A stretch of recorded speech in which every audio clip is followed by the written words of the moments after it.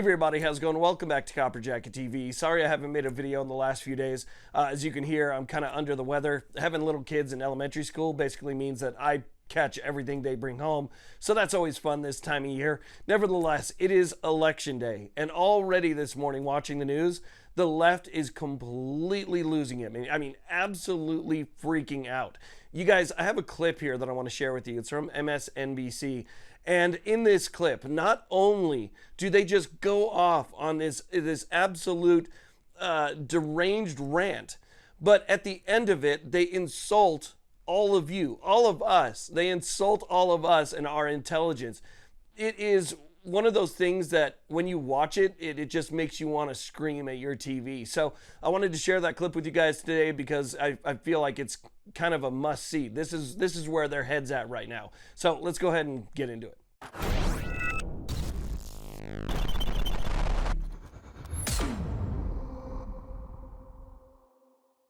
Okay, so let's go ahead and talk about what's going on here. And since I don't have that much of a voice left, why don't we just go ahead and dive right into the clip and see what this host on MSNBC has to say. We still have an electorate, 70 million plus, that will be voting for a man who said he was going to assassinate for treason the chairman of the Joint Chiefs because he didn't support him on January the 6th, who has said just in recent days he was going to execute Liz Cheney with a firing squad, 9 guns pointed and shooting at her face. A man who has said that he was going to shut down CBS because he didn't like how they edited an interview. A man who said he was going to be a dictator from day one. A man who said he was going to terminate the Constitution. A man who said he was going to use the Army and he was going to use the National Guard on his political opponents. I literally could go on all day. So like I said, after that rant, now he goes on to insult us. Check this out.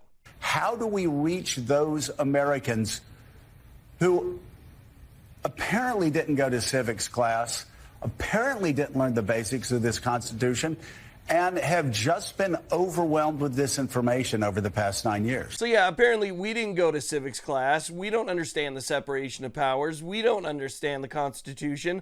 Apparently the left has a monopoly on that, and the rest of us are just kind of left out here to figure out what's going on. That is what they think of you.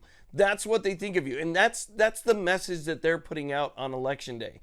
And they wonder how we're so divided. They wonder, how is it possible that we got to this point where people are just so hardline in one direction or the other? It's saying stuff like that. There's no unifying message anymore. You're either on their side or you're somebody who's any one of the names that they've called us over the last decade or so. That's it. You're either on their side or you're one of those. And so they separated. They separated this country. The media separated this country with statements like that. And, you know, it's one of those things where you just kind of got to see it to believe it.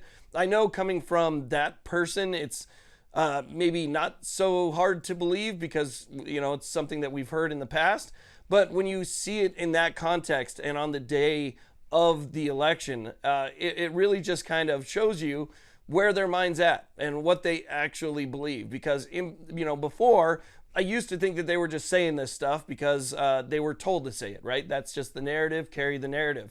Now I'm starting to believe that they actually believe it because it just comes across so fluently for them.